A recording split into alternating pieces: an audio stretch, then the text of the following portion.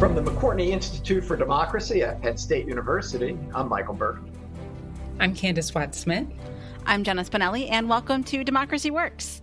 This week, we are talking about millennials, specifically millennial politicians. Our guest is Charlotte Alter, who is a senior correspondent at Time magazine and author of The Ones We've Been Waiting For: How a New Generation of Leaders Will Transform America.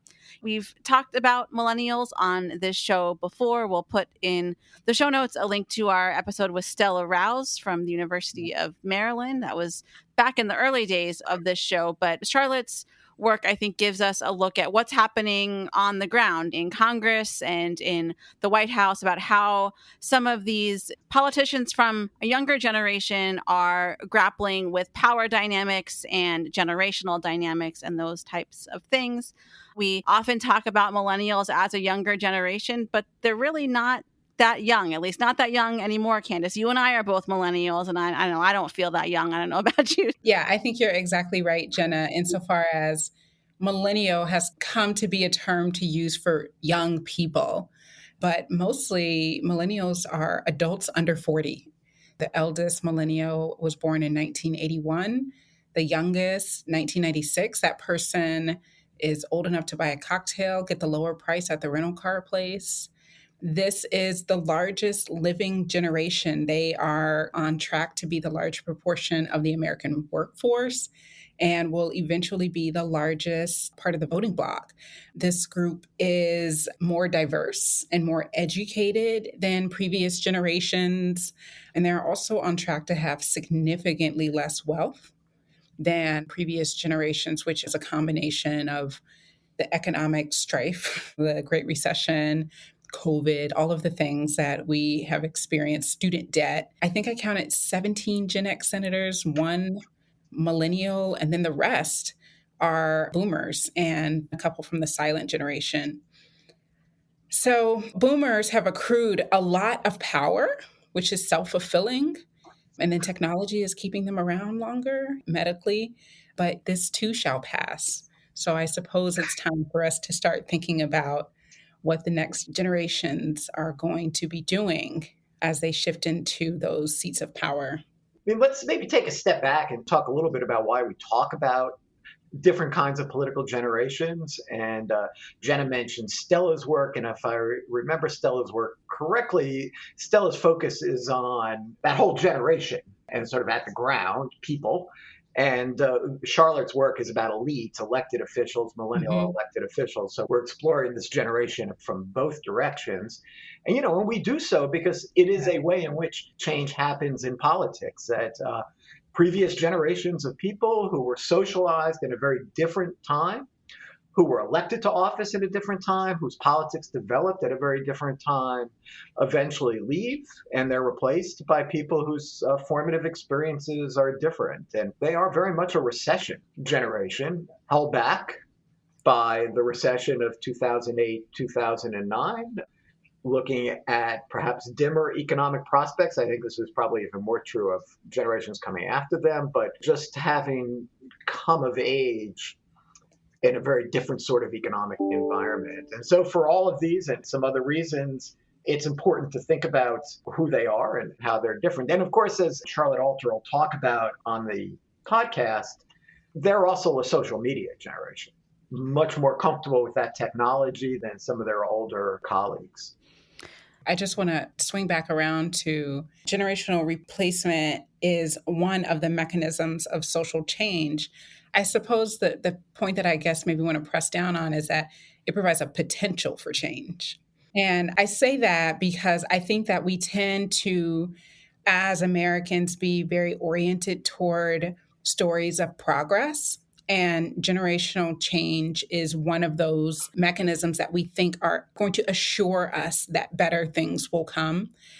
I'm not trying to downplay the contributions of my generation. I just simply want to say that good things are not inevitable. There are other ways that we can go back, we can go forward, we can stay where we are. And I think that we see that in Charlotte's work and the people that she follows, and just kind of thinking about wider American politics, there are places and points where we see millennial elites, political representatives, and just kind of regular people doing things that are going to have the chance to produce better outcomes. And then we see some of that group doing things that are just pushing back. So it actually drives me nuts when people are like, yeah, when the old people die, things will be better. And that is relying upon the assumption that we are endowing our young people to do better moving forward. And I think of it more as just a statement of fact that replacement happens. And in fact, often more change happens in Congress in particular than people often recognize because of that. The reelection rate for any given incumbent in Congress is obviously very high. Their probability that they'll get reelected approaches 1 in any given election. But, over time, through retirements and through other sorts of mechanisms, through passing away, change happens. New people come in, and sometimes they bring in a new agenda and a different way of doing that. I think it was true of the post-Watergate class that came in. They turned out to fundamentally make some important changes in Congress, and not all for the better. All right. I think we have set the stage here. So let's go now to the interview with Charlotte Alter. Charlotte Alter, welcome to Democracy Works. Thank you so much for joining us today. Thank you so much for having me. So looking forward to talking to you about your book, The Ones We've Been Waiting For. We have talked on the show before about the politics of the millennial generation from a 10,000-foot academic level, but your book really dives into what some politicians from the millennial generation are experiencing on the ground as they come into their own with political power. I thought a good place to start might be taking a trip back to what you describe as the first wave of the millennial vanguard. In the sort of Obama years, there was this new generation that came in and perhaps a thought that they might do things a little bit differently than the boomers and other generations had done before that. Things changed so quickly and have changed so much since then, but can you sort of start there? What was the thinking like at that time as these millennial politicians entered the political arena? So the first wave of millennials to kind of step into elected office were kind of coming during the Obama years. And what's kind of interesting about this is that actually Obama did not trigger a massive influx of new young people who wanted to run for office. He was obviously a transformational candidate for young people, and that young people really helped him get elected in terms of their organizing and their voting. But one of the things that I explore in the book is that a lot of young people, after pulling off this incredible feat of helping to elect the first Black president, were kind of like, okay, he's got it. He'll take care of it. I'm going to go to Silicon Valley. I'm going to go to do something else. Like, I did my part in politics. Obama can take it from here. So compared to, for example, what we saw after Trump was elected, when there was this huge wave of young people getting really excited about getting involved in electoral politics, during the Obama years, it was actually relatively quiet.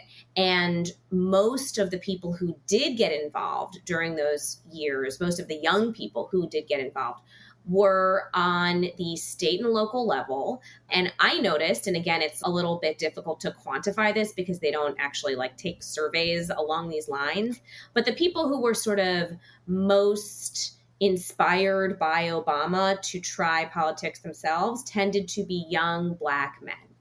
And so in this period, there were a lot of first-time millennial candidates, often young Black men, who were kind of stepping up to run for city council or mayor or some state offices. For example, Michael Tubbs fits in that category. Then you also had people who were kind of in the Obama mold of trying to improve the world within the realm of the possible. Obama gets accused a lot, particularly from the left, of being somebody who embraces incremental change. But the young people who both ran for office at that time and also joined his administration, because there were also people like Lauren Underwood and Haley Stevens who were working in the Obama administration, I would also put somebody like Pete Buttigieg in this category, even though he didn't work in the administration. He was very much of the Obama mold of a smart young person who was looking to kind of fulfill their ideals as best they could within the realm of what was possible at that time. Right. And that brings up this idea of fixing the system from within versus burning it all to the ground, which is another dynamic you explore in the book. How has that thinking evolved over the years from this sort of early vanguard period you mentioned to where we find ourselves today? Yeah, exactly. I mean, I think this is one of the main evolutions over the last couple of years, particularly for young people. The way I put it in the book is that there are people who are in the fix the system mold, and then there are people who are in the fuck the system mold. And the people who were kind of working inside the Obama White House or inspired by Obama to run for mayor or working in some official capacity during the Obama administration tended to be more in the fix the system mold. And many of the millennials that we see rising now to kind of govern alongside those people tend to be people who during the Obama administration were more in the activist space. Maybe they were Occupy Wall Street. Maybe they were marching with Black Lives Matter. Maybe they were at Standing Rock, as Alexandria Ocasio-Cortez was. And for this cohort, Trump's election really kind of solidified how broken the system was. They had already suspected that the system was really broken, given everything that had happened with the financial crisis, given the persistent systemic racism. So those folks you were just talking about are primarily on the left. What about on the right? For the right, there's a whole other set of circumstances going on. The way things changed for millennial conservatives over the last, I would say, decade is that, frankly, now that you ask that, it does sort of mirror it in a kind of dark mirror, like opposite way. What was happening during the Obama years is that a lot of the young conservatives who were entering office during the Obama years were what we would now think of as sort of moderate conservatives, in that most of them were like really aligned with other people in their generation on some issues, particularly climate change and immigration, and to a lesser extent, things like wanting more funding for education and to reduce student debt. But the way I like to describe it is like, they're not Democrats, they're not liberals, they are conservatives. So what that kind of meant was that they agreed with other people their age on the big problems facing young people. They agreed that climate change was real. They agreed that college was not affordable for people, but they really disagreed on the solutions. So they agreed that climate change was real, but they would never support something like a Green New Deal. They agreed that college was not affordable, but they thought the solution to that would be more Pell Grants. So it's really important when we think about this cohort of young conservatives to understand they are conservatives. And so they were really oriented towards thinking of conservative solutions to these problems that a lot of young people were facing. And then what happened was Trump got elected, and this cohort of young conservatives, which were significantly more moderate than the kind of MAGA base. The MAGA base is mostly old people. These conservatives, many of them were out of step with the MAGA movement. Many of these young conservatives, even though they would never consider themselves to be like racial justice activists or Black Lives Matter people or anything like that, the polls show that young conservatives do have a little bit more of a sophisticated understanding of race and class in America than older conservatives do. They're more likely to understand that Black people are not treated fairly by police. Yeah, sure. Less politics of grievance, maybe, than older generations. Yes. Although one thing that really complicates that, which we're seeing a lot of right now, is that the debates over free speech on college campus have actually really animated these young right-wingers, because even though some of these young people tend to not necessarily have the same types of racial grievances that their grandparents who grew up in the 1950s and 60s might have, it really rankles them when they feel like they're being silenced. And so actually free speech is actually one of the only real things that's like drawing young people into the conservative movement. At one point, I feel like as you were describing these sort of more moderate conservatives and this focus on solutions, there was this thought that this young generation might do things differently, might be able to actually get some things done to move beyond some of the divides that had existed in previous generations. I think there's groups like the Millennial Action Project that very much embody this ethos sort of sprung up. What do you make of that work and that sort of framing now? Is it kind of dead in the water given everything, the kind of splitting? Are we just seeing another version of the left-right split, but tailored to this millennial generation? Or might there still be some glimmers of hope for that work together model?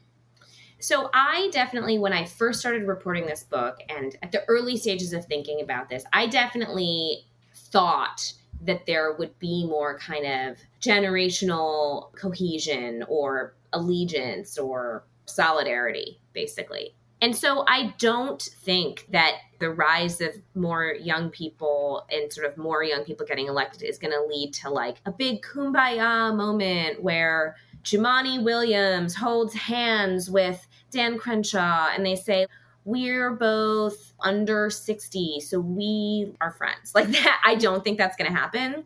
But I do think that something that is very likely to happen is that with this new generation increasingly coming into power, I do think that there are some ways that our politics will change, both from a policy perspective and from a how politics is done way. On the how politics is done, clearly, social media is incredibly important to this generation on both sides. I think we're going to see a lot more Twitter, Instagram. We're going to see a lot more of these social media platforms playing a role in how politicians like shape themselves and present themselves and market themselves. And so I do think that AOC and Dan Crenshaw have almost nothing in common policy-wise, but together, they have more in common in terms of how they've managed their political careers than, say, a Nancy Pelosi or a Mitch McConnell or a Chuck Schumer. I also think that these young people, both on the left and the right, they don't agree on the solutions, but they do agree on the problems. So I do think we are going to see an emphasis. And if you think about it, even in the last 10 or 15 years, think about how many things are totally not an issue that we talk about anymore. We don't talk about prayer in schools anymore. That's not like a thing that is like a big debate, That used to be a huge debate. Same-sex marriage equality used to be a huge debate. It used to be like this pitched battle. And that's one thing where young people on both sides were like, you know what? We accept this. We are for marriage equality. This battle is over. And of course, there are now new equality battles and new battles around trans acceptance and things like that have obviously replaced them. It's not like it's like cool, a kumbaya moment. But I do think that there will be some issues that we have been talking about for the last 4 or 5 years that are maybe less relevant to these millennial leaders and voters that are going to kind of fall off the radar. And then there will be new issues, and I think climate change is one of them, that are going to be incredibly central to our political conversation. And that doesn't mean that everyone's going to agree on what to do, but it does mean that climate change, when this generation is fully in charge, is not going to be like a sideline issue in the way that it has been in the past. If you are enjoying this conversation with Charlotte Alter, I want to tell you about another podcast I think you'll enjoy called Thinking is Cool. Hosted by Kinsey Grant, the show is dead set on making your next conversation better than your last and ensuring that it is anything but boring. Thinking is Cool covers generation-defining topics that most old-school media would not touch with a 10-foot pole, including things like questioning the existence of billionaires, the future of political parties, and considering the ethics of living forever. As a trained and devoted journalist, Kinsey approaches each of these subjects with a focus on nuance, approachability, and a really great guest list. If you want to have better conversations with anyone and everyone, Thinking is Cool is where you start. And now, back to my conversation with Charlotte Alter. how much pressure is there going to be to kind of get the boomers out of the way? Is that something that we're starting to hear more and more? Is that there's this generation kind of waiting in the wings, but the boomers won't get out of the way? How Yeah. much did that come up during the course of your work on this book? I started thinking about this book on the day that Trump withdrew from the Paris Climate Agreement in 2017. So on that day, I saw this 71-year-old man. At that time, the oldest first-term president ever elected. Now Biden is the oldest first-term president ever elected. But I saw this 71-year-old man who had been elected by old people. I knew that younger people had voted against him by double digits, standing in the Rose Garden, surrounded by old people, because the 66 senators who urged Trump to withdraw from the Paris Climate Agreement had an average age of like 64. And I know because I Googled all their birthdays and then averaged them. And that number is actually artificially low because Ted Cruz and Marco Rubio were there and they're in their 40s. So they like actually brought the average age down. It's probably closer to 70. So I just saw red. I saw this group of old people elected by old people pulling the United States out of what I perceive to be, one of the most important international agreements that could address the looming climate catastrophe that was going to affect people my age and my children and my grandchildren. And I just was like, this is such a clear example of the old eating the young. And I began to think, I don't know if you remember that there's that really famous painting, and it's based off of a myth. But there's that myth of Kronos and Saturn, where one of the early Greek gods, like I think he must have been Zeus's father or something, ate his children so that none of them could usurp him. And that's what I felt like our government was doing. And so I kind of took it upon myself. I said, I know that there are young people out there who are trying to break through this. And I think they're not really getting a signal boost because everybody's just totally obsessed with all the crazy stuff that Trump's doing. So I'm just going to go try to find as many of these people as I can and figure out what they have in common, figure out what animates their politics, and write about it. We talk a lot about young people not voting, and I think we've certainly seen some progress there, particularly in the 2020 election. But one thing that academics who sort of study this generation point out is that there's this just general skepticism of institutions, whether that's political parties or this thought that like my vote's not going to matter, so why should I invest the time in this? I'm wondering how the people, if at all, the people you write about, was this an issue for them, or is it something that they grapple with when they're trying to get out the vote or to get people to run for office and join a political party? I think it's one thing for someone to kind of look at this from an academic perspective, but I'm curious how that skepticism of parties and those types of things might play out on the ground.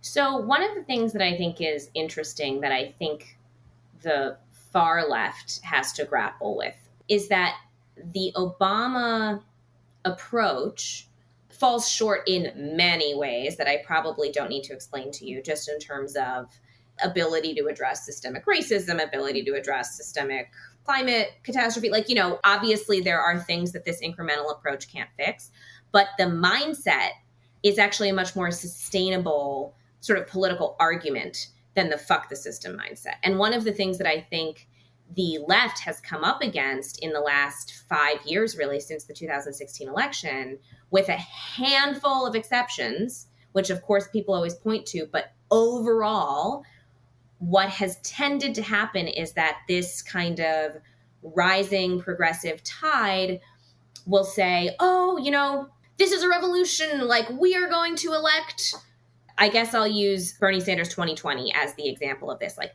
this is a revolution. We are going to elect Bernie in 2020 and he's going to win. And here's all the evidence we have that he's going to win. And he's the only candidate that can possibly address these issues. And he's our guy and this is a revolution.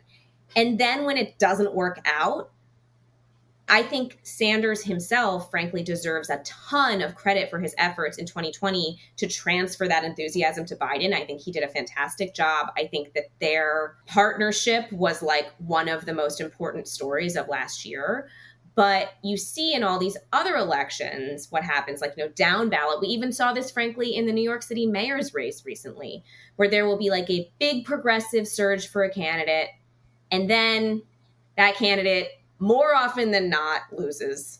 Unless we're talking about like a very small city council race or a school board race. I mean, the DSA, the Democratic Socialists of America, have actually elected a lot more people in the last couple years than they have over the course of their history. But we're not talking about like governors, senators, even members of Congress. There's like 2 or something. We're talking about really low level local offices that are super important, but it's hard to look at that and be like, oh yeah, there's a revolution happening because you've got 1 school board member or something. And I think that that contributes to this sense of, well, our vote doesn't matter, or why vote for somebody who isn't perfect, or we're just going to get screwed anyway. Because here's unfortunately one of the things that I've learned in covering politics for a while now, which a lot of people disagree with me on, and I would be definitely curious to get your take. But I basically think that only winning is winning. And that often activists, particularly on the left, have developed a framework for presenting losing as winning. And they say, we ran a great race, we changed the conversation, we elevated this issue, we empowered our base. All of those things are true. Somebody won and they didn't. And so I do think that that kind of thing contributes a lot to this sense of not trusting institutions, to this sense of not feeling represented in the process, because young people have been sort of sold this idea that only the most pure candidates can possibly deliver anything for them. And so then when those really pure candidates don't win, as they very often don't, there's this perception that whoever is in charge must be totally awful because they only align with me on 7 out of 10 issues and not on 10 out of 10. Yeah. I mean, it's funny, you talking about the losing is winning, that made me think of another sort of millennial trope, which is everybody gets a participation trophy. I wonder if that is connected here, maybe either subtly or overtly. I definitely think there is something there. There is something about the way millennials think about winning and losing where you didn't lose, you also won. Everybody won. You might not have gotten the first place trophy, but you put up a great shot and that's also good. And frankly, that is great when you're 6 and you're playing soccer. I'm not one of those people who think that participation trophies are the world's greatest evil. Like, sure, fine. You want to make an 8-year-old feel good? Great. But when you're talking about building a sustainable political movement, that often involves doing some hard thinking about what voters actually want. And when you have really repeated examples of the candidates who represent a lot of these issues that young people care a lot about, failing to expand their base of support beyond those really, really passionate young people who already really believe in them, I think it's worth doing some hard thinking of like, why is that? How does this movement have to change to reach out to some of these older, more moderate people who like actually decide who wins elections in this country? And that, frankly, is one of the things I really tried to argue in the book, is that one of the ways that boomers have sort of misrepresented political power in this country is to make people think that it's all about who's the president. You know what I mean? It's actually not all about who's the president. It's about who has a broad representation within our government. And so I think right now the boomers still have a ton of influence. I think millennials are increasing, but more slowly than I would like. And frankly, people always ask like, well, what can you do about it? I think the thing people need to do is to really focus on the state legislatures, because state legislatures are where young people can really get a toehold in electoral politics and really start to make a name for themselves and really start to make the connections they need in order to get to national politics. And it's just like super unsexy for most people. Most people who want to talk about politics want to talk about like Trump did this, Biden did this, and they don't even know who their state representative is. So that is kind of one way that I would really recommend people try to like reorient their thinking. One of the other things I noticed, which was alarming, is that it used to be that to run for, let's say, a state legislature office, it didn't cost that much. I mean, it was expensive, obviously, but it wasn't like hundreds and hundreds of thousands of dollars. Now it can cost $1 million to run for Congress. It can cost hundreds and hundreds of thousands of dollars to run for a state position. And it was a very unfortunate, I think it was a coincidence, but it was a very unfortunate confluence where it got incredibly expensive to run for office just at the exact same time that the rising generation of voters and potential candidates was sort of entering adulthood with a huge amount of debt. So, for example, when Joe Biden first ran for city council, he wasn't carrying $100,000 of student debt. And the city council seat he was running for didn't cost $300,000 to run for. Like, it was something that was a financial proposition that could work for him because he was on more solid financial ground and it wasn't like such a crazy expensive thing to do. You write in the book about capitalism having this sort of product problem and this branding problem. And as I was reading that, it brought to mind a lot of similar claims have been made about democracy, right? Like young people don't have as much faith in democracy. They're sort of more skeptical about why it's something that we should even care about, or might be more open to considering alternate systems of government or alternate ways of organizing ourselves. Did any of those types of dynamics or those things come up at all as you were working on this book, sort of this higher level question about democracy itself? One of the things that I've kind of noticed in covering this is that obviously a huge distinction in American politics is the left and the right, and the left and the center, and the right and the center. But I also think that another huge distinction is between people who care about politics and people who don't. And the people who care about politics a lot and think about politics a lot are constantly thinking about the meaning of democracy and the system. And frankly, they tend to be often more highly educated people. They tend to be in a higher socioeconomic class. They tend to be often like more comfortable in their life. They have time to think about theoretical frameworks for politics. And a lot of the people that I meet when I'm out reporting are just like, I don't like that guy. I'm voting against him. Or, and like, this is the one thing I really care about, and that's what I'm voting on, and I don't care about anything else. Or my sister says to vote for Trump, so I'm voting for him. And it's like the vast majority of people are not thinking about this in as rigorous a way as I think you are. And so one of the things that I think that is really important for restoring faith in democracy, which I think Joe Biden is very conscious of, is to deliver tangible results to the people who aren't paying attention to him. And that's why I think he's been so aggressive about doing these stimulus checks where you get a check and you say, oh, I got a check from the government. Wow, the government's doing something for me. Or these child tax credits that are coming this week. People open their bank account and they see money and they're like, whoa, cool. I think that that's one of these really, really important things. And it gets back to this notion of only winning is winning.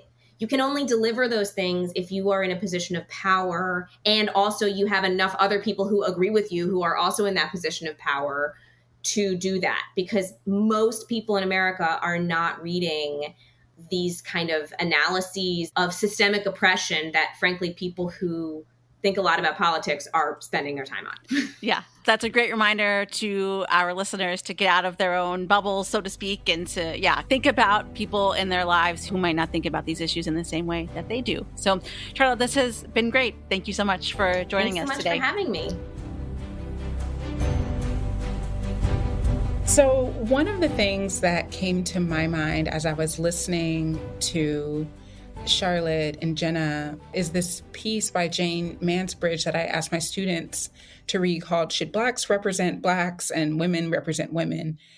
And I asked them, okay, well, if different kinds of people should be represented, what are those kinds of people? We talk about race and we talk about gender, we talk about LGBT and we talk about veteran status, or if you have disability or something like that. But then I also sometimes ask them about their own generation. And they'll usually say, yeah, we should have someone, maybe a millennial, for example, to be a representative because millennials have very particular experiences that shape their outlook that boomers, for example, can't relate to. For example, what we talked about earlier, the Great Recession or climate change or racial injustice. I really appreciate Charlotte pursuing this project because it does highlight the ways in which millennial status informs and the experiences that this particular cohort has had informs their politics, even if they're across the ideological spectrum. But they do have a perspective that's shaped by a common set of experiences. Yeah, we at the Mood of the Nation poll, we've done some polling and looked at responses by generation to see what we could discern about political attitudes across generations. And I understand where they're coming from because they do talk about and emphasize some different issues than older Americans. So, for example, when you ask people, what is the most important problem facing your generation? Baby boomers and millennials are going to give very different responses to that. Baby boomers, the first thing that they mention is healthcare. And the second thing that they mention is Social Security. Now, both are fully understandable given their station in life. And also because millennials know we're not getting Social Security, but go on. That's right. They're not even worried about it. They just figure it's gone. Millennials, when you ask them, I mean, I think probably predictably from the discussion we've been having, talk about economic issues, jobs in particular, and they talk about climate change and the environment as the most pressing problems facing their generation. When you go a little younger, when you go, say, to Gen Z, you find that climate change becomes even more of a most important problem for them. And that you're seeing more and more the emergence of climate change, hopefully not too late, as an issue that's going to have a primary place in the political agenda. You know, younger generations, millennials, when they think about democracy across both parties, Democrats and Republicans, they tend to think about democracy in terms of popular rule, in terms of majority rule, in terms of voting and voting rights. This is not the same as baby boomers and silent generation who tend to think of democracy more in terms of freedom.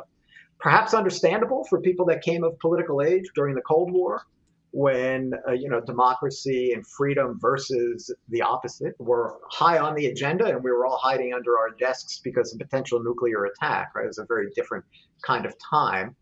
But I think that might speak to some of the battles we're seeing over voting rights and where those might be going in years to come. Again, if it's not simply going to be too late. One of the things that stood out to me about what Charlotte said is like, winning is winning.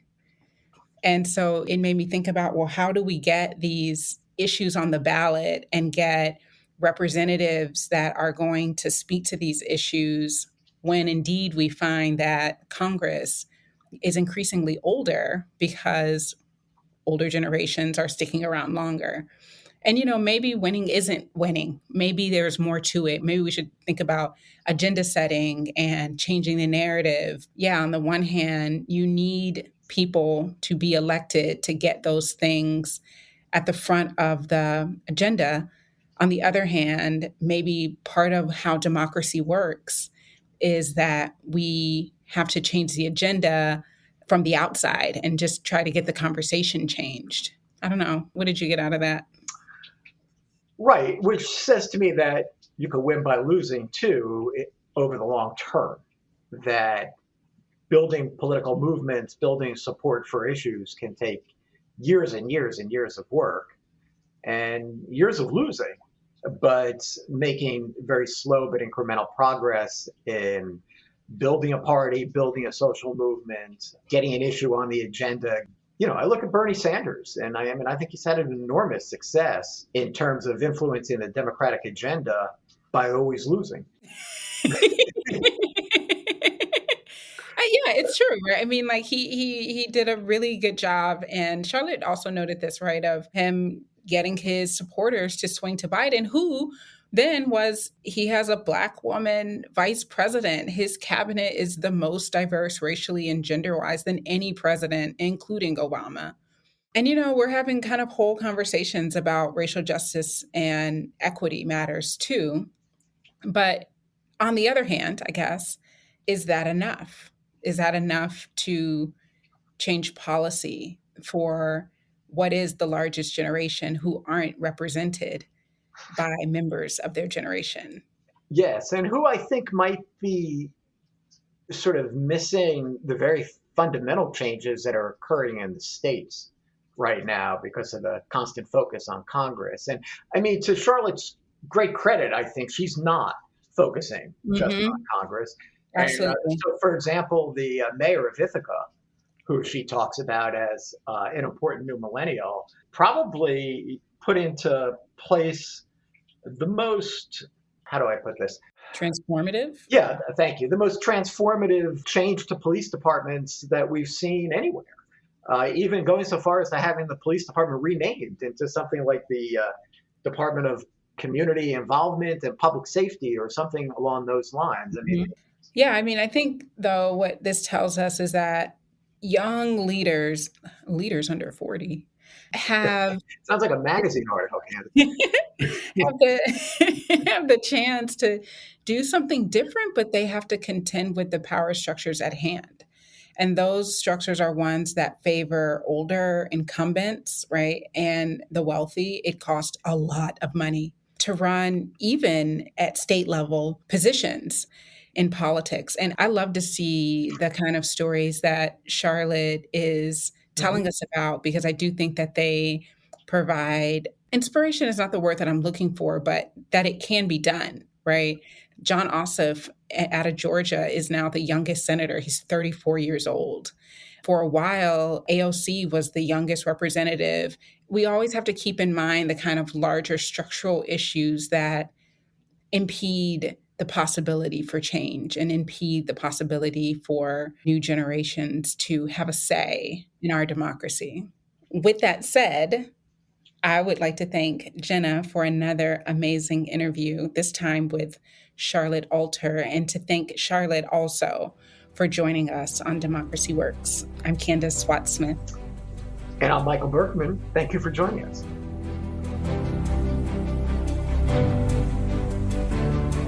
Democracy Works is a collaboration between the McCourtney Institute for Democracy at Penn State and WPSU, Central Pennsylvania's NPR station.